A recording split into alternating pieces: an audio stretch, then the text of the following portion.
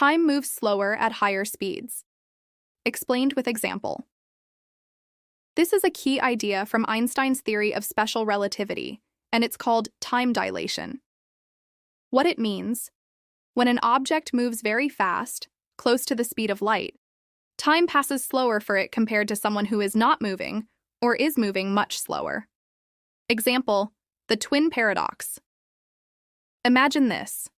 You have two twins, Asha and Rina. Asha stays on Earth.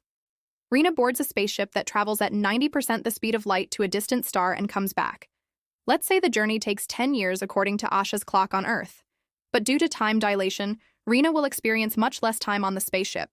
Maybe only 4 years. Why? At near light speeds, time slows down for the traveler. So, Rina ages only 4 years. Asha ages 10 years.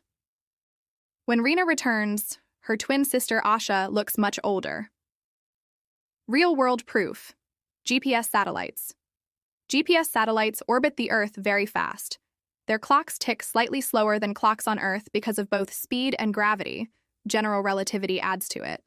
If we didn't correct for this time difference, a few microseconds per day, your phone's GPS would be off by several kilometers.